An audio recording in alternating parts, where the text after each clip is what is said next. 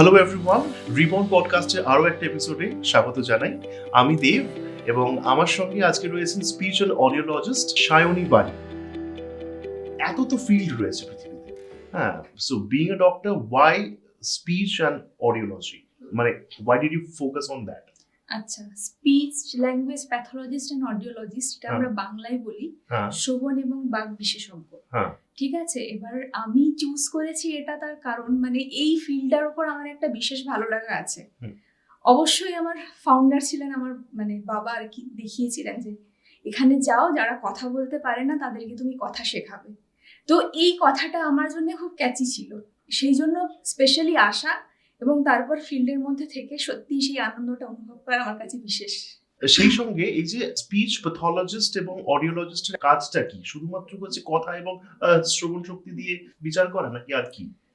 এটার কাজ মানে একজন শ্রবণ এবং বাক বিশেষজ্ঞর কাজ শুধুমাত্র যে কথা বলা তা নয়, সবার আগে ভাব বিনিময়টার উপরে গুরুত্ব দেওয়া, তার কারণ খুঁজে বের করা যে কেন তার এই জায়গাটাতে প্রবলেম হচ্ছে, এবং সর্বাঙ্গিকভাবে যেই জায়গাটাতে প্রবলেম হচ্ছে সেই জায়গাটাকে হ্যামার করে পুরো জিনিসটাকে রিপেয়ার বা রিহ্যাবিলিটেট করা।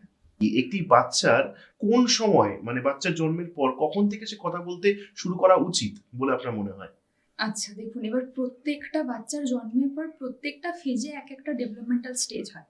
যেমন জন্মের শুরুতেই বাচ্চার প্রথম ভাষা থাকে কান্না, কান্না দিয়ে সে তার বিভিন্ন ভাবভঙ্গি প্রকাশ করে।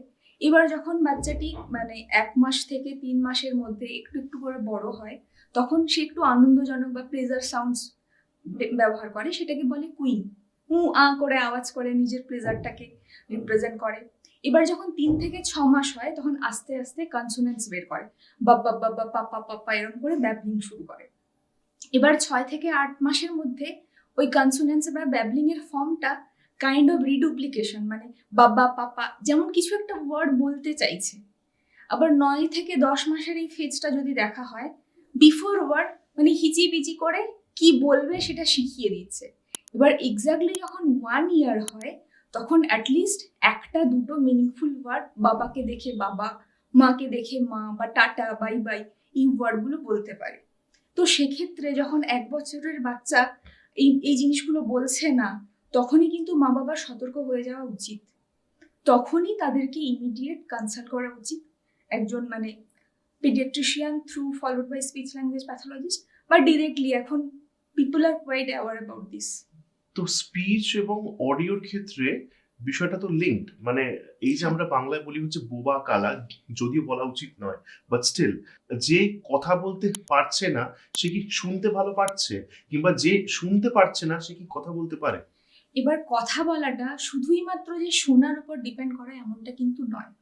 এর জন্য কিছু কিছু প্রিরিকুইজিটস লাগে। সবার আগে আমরা তার সেন্সরি অর্গানগুলো দেখি সেগুলো ঠিকঠাকভাবে ডেভেলপ হচ্ছে কিনা। যেমন ধরুন শোনা, দেখা, তার সাথে বাচ্চার ডেভেলপমেন্টটা যেমন টাইম টু টাইম হয়। যেমন 3 মাসের মধ্যে যেমন নিক কন্ট্রোলটা হয়ে যাওয়া উচিত, 6 মাসের মধ্যে যেন বাচ্চা বসতে পারে, এই ধরনের মোটর ডেভেলপমেন্টটাও বাচ্চার বয়স অনুযায়ী পারফেক্ট হওয়া উচিত। সাথে বয়স অনুযায়ী বাচ্চার বুদ্ধিরও বিকাশ হওয়া উচিত, যে 3 মাসের বাচ্চা কগনিশন ওয়াইজ এটা করবে, 10 মাসের বাচ্চা কগনিশন ওয়াইজ সবাইকে রিকগনাইজ করতে পারবে, এই ধরনের কিছু জিনিস করা উচিত। তো এই ডেভেলপমেন্টাল মাইলস্টোনগুলো ফিক্সড হতে হবে। প্লাস বাচ্চার একটা মানে কথা শেখার জন্যে তাদের এনভায়রনমেন্টে পর্যাপ্ত পরিমাণে লোকজন থাকতে হবে। সেই লোকজন যেন বাচ্চার সাথে সমানভাবে ইন্টারাক্ট করে, তবেই একটা বাচ্চার মধ্যে স্টোর ওয়ার্ড আসবে, তবেই বাচ্চা শিখতে পারবে ভাষা, এবং বাচ্চার মনোযোগ পর্যাপ্ত পরিমাণে হতে হবে। তো একটা বাচ্চার ভাষার বিকাশের জন্য এই সমস্ত কিছু ডোমেন চেক করে নিতে হবে, সেগুলো তার মধ্যে ঠিকঠাক ডেভেলপ হয়েছে কিনা। সবসময় যে শ্রবণ ক্ষমতাই হিয়ারিং বা এটাই রেসপন্সিবল কথা বলার জন্য সেটা না, বাকি এই প্রিরিকুইজিটসগুলো একদম ঠিকঠাকভাবে ডেভেলপ হতে হবে, তবেই বাচ্চা কথা বলতে পারবে। একটা মানুষের তার ল্যাঙ্গুয়েজ, ভাষার উপর দখল কিংবা উচ্চারণ, তার কি সারাউন্ডিং এর উপর ডিপেন্ড করে? অনেকটা, কারণ সারাউন্ডিং এ তার প্যারেন্টিং বা তার মানে আশেপাশের ল্যাঙ্গুয়েজ বা ডায়ালেক্ট যেরকম হবে, তো বাচ্চা সেভাবেই কিন্তু, যদি তার সমস্ত এই প্রিরিকুইজিটস নর্মাল থাকে, সেভাবেই সে নকল করার চেষ্টা করে। তো সেক্ষেত্রে অনেকটা তার মা বাবার ভাষার যে মানে যেভাবে বলবে, যে ডায়ালেকচুয়াল ভ্যারাইটি, সেটা সে অনেকটাই অ্যাডাপ্ট করে। এবার পড়াশোনার সাথে সাথে সে নিজেকে চেঞ্জ করতে পারে, কিন্তু সেটা তার জ্ঞানের উপর ডিপেন্ড করছে, কিন্তু ইনিশিয়ালি কিছুটা সেরকমই থাকে। আপনি পেশায় কবে থেকে রয়েছেন, কত বছর? পড়াশোনা শুরু আমার 2007 থেকে, ওকে আর প্র্যাকটিস শুরু আমার 2013 থেকে। ওকে আচ্ছা, তো এখন অলমোস্ট 12 ইয়ার্স রানিং। 12 বছর। এই 12 বছরের অভিজ্ঞতাটা কেমন? খুব ভালো, ট্রিমেন্ডাস। মানে মানে আই এম সো এমন হ্যাপি কোনো ফর বিং। উদাহরণ যদি থাকে যে এমন কোনো একটা কেস আপনার কাছে এসেছে? একটা কেন, এরকম উদাহরণজনিত অনেক কেসই এসেছে, বাট সব থেকে বেশি আমি মজা পাই, আমি এখন প্রিটার্ম ইউনিটে কাজ করি বেশি, নিউবর্ন ইউনিটে। তো এখনো অবধি আমার অ্যাপ্রক্সিমেটলি 35,000 বেবির হিয়ারিং স্ক্রিনিং হয়ে গেছে পোস্ট নিউবর্ন। তো এটা আমার কাছে একটা হিউজ এক্সপিরিয়েন্স ক্যারি করে। ওই ছোট্ট ছোট্ট টাইনি বেবিস গুলোকে নিয়ে যখন আমি হিয়ারিং টেস্ট করে কনফার্ম ডায়াগনোস করি এবং মানে তাদের ডেভেলপমেন্টাল প্যাটার্ন চেক করি টিল 6 ইয়ার্স অবধি। তো এই রেসপন্সটা বা কারোর প্রচুর কমপ্লিকেশনস থাকার পরেও সে যখন নর্মালি নিজেকে ফিগার আউট করতে পেরে একটা সার্টেন জায়গায় দাঁড়িয়ে যায়, এই যে চেঞ্জেসটা দেখা, এটা আমার কাছে মানে খুবই আনন্দজনক।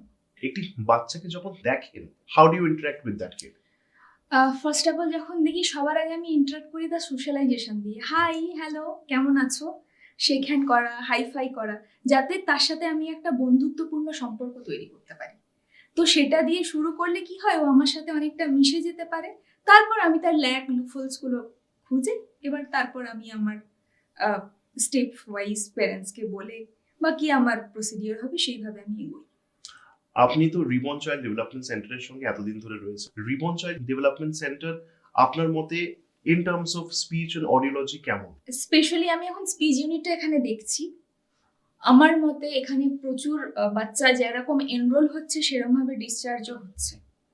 তো সেই অনুযায়ী আমার এখানে মানে কাজ করার এক্সপিরিয়েন্স এবং আমার আউটকাম ওয়াইজ আমি খুবই পজিটিভ রেজাল্ট পাই, সাপোর্ট পাই পেরেন্টসদের। তো সেটার জন্যে সেটা আরো আমাকে এন্থু যোগায়, এখানে আরো এসে আরো মন দিয়ে কাজ করি, আরো আরো যত ক্রিটিক্যাল জিনিস আছে সেটা নিয়ে আরো নতুন করে ভেবে আবার নতুন করে নিজেকে রিপ্রেজেন্ট করি, এবং এখানে কাজ করে অনেকটা খুশি ভেতর থেকে। তো সেই জন্য রিবর্নে আসাটা আমার কাছে মানে অনেকটা অনেকটা আনন্দ দেয়, অনেকটা এনার্জেটিক ফিল করি, এন্থু। মা বাবাদের মধ্যে রিগার্ডিং স্পিচ এন্ড অডিওলজি ওরকম মিথ রয়েছে। আপনি যেহেতু এত বছর ধরে আছেন, কি কি মিথ আপনি লক্ষ্য করেছেন এবং কোন কোন মিথগুলোকে হচ্ছে ইমিডিয়েটলি ভাঙা উচিত? সবার আগে এই মিথটা আমার যেটা খুব কানে লাগে, ওর বাবা তো দেরি করে কথা বলেছিল, আচ্ছা তাহলে বাচ্চাও দেরি করে কথা বলবে, আমি ততদিন ওয়েট করে যাই। আচ্ছা এটা আমার ভীষণভাবে কানে লাগে। ঠিক আছে, তো তার আগে এই বিভিন্ন রকমের ডেভেলপমেন্টাল প্যাটার্ন গুলো ফলো করে যদি পেরেন্টসরা তার যে ডক্টরকে দেখাচ্ছেন তাদের সাথে কথা বলে, নিয়ার বাই কাছাকাছি যিনি স্পেশালিস্ট আছেন তাদের সাথে যদি যোগাযোগ করেন, তো সেক্ষেত্রে কি হয়, বাচ্চাটার একটা শেখার যে ক্রিটিক্যাল এজটা থাকে সেই এজটা পেরিয়ে যেতে হয় না, তার মধ্যে কনসাল্ট করলে অনেকটা ওভারকাম করা যায়। যত আর্লি ডিটেক্ট হবে, ডায়াগনোসিস হবে, তত আর্লি ট্রিটমেন্ট শুরু হয়, তত মানে সবার জন্য সেটা পজিটিভ ফিডব্যাক দেয় আর কি। তো এই মিথটাকে আমার মনে হয় সবার আগে ভাঙা উচিত। আচ্ছা, কথা বলা এবং শোনার সঙ্গে অটিজমের কোনো লিঙ্ক আছে? 100% আছে। দেখুন, অটিজমের অনেক ফিচার্স হয়, স্পেশালি আমি যে বললাম যে মনোযোগ একটা জিনিস, ঠিক আছে।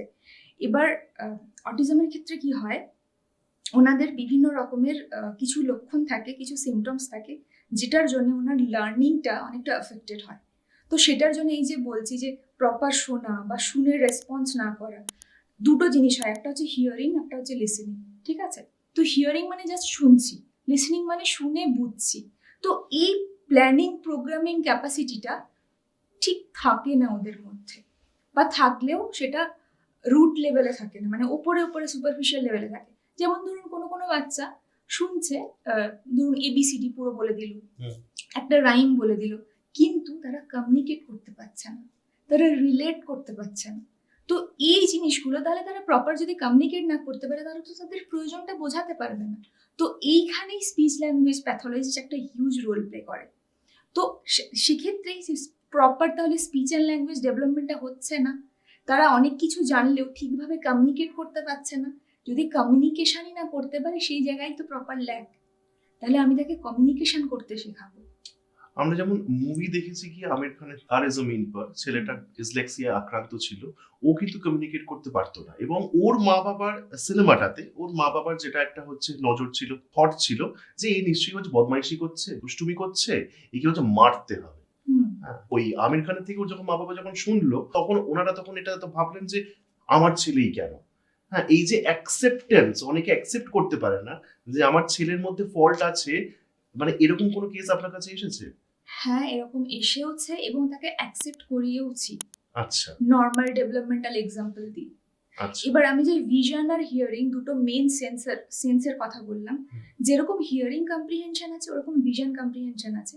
আপনি যে এক্সাম্পলটা বললেন, তো ওর ক্ষেত্রে ওটাই ছিল, ও হিয়ারিং কম্প্রিহেনশনটা ও ঠিকঠাক ফলো করতে পারতো, কিন্তু লেটার্স আর ড্যান্সিং, তো সেক্ষেত্রে ভিজুয়াল কম্প্রিহেনশনটার ওর একটা প্রবলেম ছিল। তো যেই জায়গাটাই রেকটিফাই করার জন্য দেখানো হয়েছে যে এইভাবে ড্রয়িং করিয়ে এইভাবে সেট আপ করে ওকে ওই জিনিসটা রিপেয়ার করা হয়েছে। তো সেক্ষেত্রে ওই দুটো কম্প্রিহেনশনেরও কিছু ডেভেলপমেন্টাল প্যাটার্ন থাকে। তো সেই অনুযায়ী একটা নর্মাল বাচ্চা আর এদিকে টিপিক্যালি ডেভেলপমেন্টাল প্যাটার্নের বাচ্চা, দুটো জিনিসকে যখন একটা পেরেন্টসকে এটা দুটো পিকচার সাইড বাই সাইড রাখা হয় তখনই উনি অ্যাকসেপ্ট করতে পারেন। এবং তাদেরকে কিছু একটা হিস্ট্রিও দিতে হয় যে এতজন বাচ্চার মধ্যে এই জনের প্রবলেম হতে পারে, বাট হ্যাঁ, চিন্তা করার কিছু নেই, সবকিছুর জন্য ট্রিটমেন্ট আছে, আমরা এভাবে এগোলে ডেফিনেটলি ফল পাবো। যেমন আমি একটা কথা বলছি, কোই মিল গয়া, কোই মিল গয়াতে রোহিত, মানে হৃতিক রোশন, রোহিত তার বাবা মা হচ্ছে অ্যাক্সিডেন্ট করলো, বাবা দেখেছে ওই উপর থেকে একটা স্পেসশিপ নেমে আসছে, ওটা দেখতে গিয়ে গাড়ির কন্ট্রোল হারিয়ে গিয়ে উনি অ্যাক্সিডেন্ট করলেন, আর হচ্ছে রেখাজি পিঠের ওপর ভর দিয়ে রাস্তায় উল্টে পড়লেন। তারপরে যখন বাচ্চাটা যখন জন্মায় সে হচ্ছে মানসিক ভাবে হচ্ছে বিকৃত, তারপরে তো যেমন ভাবে সিনেমা এগিয়েছে। তো এই যে একটা বাচ্চা সুস্থভাবে যে জন্ম নেবে এবং সুস্থভাবে যে হচ্ছে বেড়ে উঠবে, তার আগের কি কোনো রকম কিছু মেজার্স আছে? দেখুন, এইটা হচ্ছে এখনো ইন্ডিয়াতে ওই সেটআপটা নেই, তবে there must be some test, মানে যেটা হয় আউটসাইড অফ ইন্ডিয়া। তো সেখানে আল্ট্রাসাউন্ড করে ওই হিয়ারিংটা নিওন্যাটাল, মানে যেটা মানে প্রিটার্ম জায়গাতে হিয়ারিংটা চেক করা যায়, বিকজ মানে 6 months অফ জেস্টেশনাল পিরিয়ডে হিয়ারিং অর্গানটা ডেভেলপ হয়ে যায়। তো সেরকম ভিশনেরও ডেফিনেটলি আছে, ওই ব্যাপারটাতে আমি এক্সপার্ট অতটা নই, তো সেক্ষেত্রে ওই টার্মটা আমি অতটা এখন মানে বলতে পারছি না। But regarding hearing 6 months of জেস্টেশনালে যেটা টেস্ট করা যায়, কিন্তু ইন্ডিয়াতে ওই ফেসিলিটিসটা এখনো আসেনি। তো এবার সেই জন্য আমরা কি করি, মানে নিউবর্ন স্ক্রিনিং যেটা প্রিটার্মেও আমরা ওই জন্য অ্যাজ আর্লি অ্যাজ পসিবল হিয়ারিংটা আমরা ডায়াগনোসিসটা ক্লিয়ার করে দিই, in that case, so that আমরা যত ফাস্ট ট্রিটমেন্ট করতে পারবো, হিয়ারিংটা আমরা ততটা নর্মালি প্রোভাইড করতে পারবো। Can lack of speech and audio be hereditary? Yes, it can be. In that case, what is to be done? যেমন ইমিডিয়েট কনসাল্ট করা। একটা মুভি ছিল, সেটার নাম হচ্ছে গুগলি। সেখানে সোহম এবং শ্রাবন্তী দুজনেরই স্ট্যামারিং ইস্যুজ আছে, সমস্যা আছে, কিন্তু ওদের যে সন্তান হলো সে কিন্তু আর স্ট্যামার করছে না। তো how is it related to that? Can it be hereditary? It can be. এবার গুগলি তো একটাই সন্তান হয়েছিল, এবার এটা দুটো হলে সেকেন্ড সন্তানের মধ্যে প্রকট পছন্দ ব্যাপার থাকে, ওটা তো জেনেটিক্যাল, একজনের হতে পারে একজনের নাও হতে পারে, তো ইট ক্যান বি, ঠিক আছে। তো সেক্ষেত্রে ডেফিনেটলি মেজারমেন্ট মানে ইনস্ট্যান্ট যোগাযোগ করা উচিত, যে যদি এরকম কিছু প্রবলেম হয়, but there must be some chances, তো সেক্ষেত্রে প্রথম থেকেই কেয়ারফুল থাকা উচিত। আরেকটা যেটা হয়, স্ট্যামারিংটা অনেকটা মানে মা বাবাকে করতে দেখে সে জায়গাতে মানে বাচ্চা ভাবে কি এটাই আমার নর্মাল কথা বলার প্যাটার্ন, আমি এরকম বলি, তো সেটা বাচ্চাকে বুঝিয়ে দেওয়া বাকিদের ল্যাঙ্গুয়েজ এক্সপোজার দিয়ে। স্ট্যামারিং কিংবা স্পিচ ডিলে, স্পিচ থেরাপি দিতে গেলেও অনেক বাচ্চাদের মধ্যে দেখা যায় কি লিস্পিং একটা সমস্যা আছে। মানে আমরা যখন এস বলি, we say S like this, অনেকে এফ বলে, তো এইগুলোকে কি করে ঠিক করা যায়?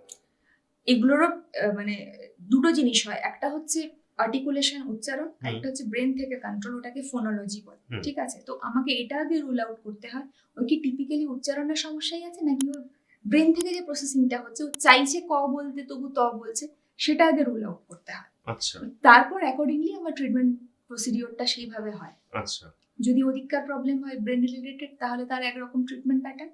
যদি টিপিক্যালি সেটা আইডেন্টিফাই করাটা কতটা মুশকিল? আইডেন্টিফাই করা যায়, দেয়ার আর সাম প্রোটোকল। আচ্ছা, ভবিষ্যতে নিজেকে হচ্ছে কোথায় দেখতে চাইছেন স্পিচ অ্যান্ড অডিওলজিস্ট হিসেবে? আমি ফিল্ডকে আরো সার্ভ করতে চাই, সো দ্যাট আরো মানে মানুষজন যাদের রিয়েলি দরকার মানে এক্সপার্ট ভিউ, তাদেরকে আমি আরো ভালোভাবে সার্ভ করতে পারি। আচ্ছা, আপনার কি এটাই হওয়ার ইচ্ছে ছিল একদম শুরু থেকে? ক্লাস 8 থেকে। ক্লাস 8 থেকে এটাই হওয়ার ইচ্ছে ছিল? না, অনেকে তো আর কি মেডিকেল ফিল্ডে, মানে কি হচ্ছে হার্ট সার্জারি, এটা আমার কাছে একটু ইউনিক লেগেছে এবং এটার মধ্যে একটা নোবেল ব্যাপার আছে, তো সেটা আমাকে খুব অনুপ্রাণিত করেছে। বাহ, গ্রেট, খুব ভালো, ভীষণই আনন্দ লাগছে এরকম একজন স্পিচ এবং অডিওলজিস্টের সঙ্গে আড্ডা দিয়ে। অ্যাকচুয়ালি এবং- আমার ডেজিগনেশনটা হচ্ছে audiologist and speech language pathologist, হুম। ঠিক আছে? তো সেই অনুযায়ী মানে অ্যাকর্ডিংলি আর কি উই ওয়ার্ক অন দ্যাট। তো এইভাবে এই ফিল্ডে এসে কিছুটা সার্ভ করতে পেরে নিজেকে খুব লাকি মনে করি। লাকি। অসংখ্য ধন্যবাদ। আপনার যদি কোনো বিশিষ্ট রকমের মতামত থাকে regarding any of our episodes, আপনি অবশ্যই নিচে কমেন্ট সেকশনে কমেন্ট করে ইনফর্ম করতে পারেন। ইনস্টাগ্রাম হ্যান্ডেল, ফেসবুক এবং ইউটিউবে রয়েছে reborn proud to B different. সেখানে অবশ্যই আপনি কি কি জিজ্ঞাসা রয়েছে সেটা ইনফর্ম করবেন, আমরা আপনাদের উত্তর অবশ্যই দেব with the help of our experts. Like, comment and subscribe করতে কিন্তু ভুলবেন না এবং শেয়ার করুন। And if your ward faces any sort of speech delay or the delay in hearing, তাহলে অবশ্যই আপনাকে আসতে হবে রিবর্ন চাইল্ড ডেভেলপমেন্ট সেন্টার, আসানসোলে, ফতেহপুরে। অসংখ্য ধন্যবাদ। নেক্সট এপিসোডে আবার দেখা হচ্ছে। নমস্কার। নমস্কার।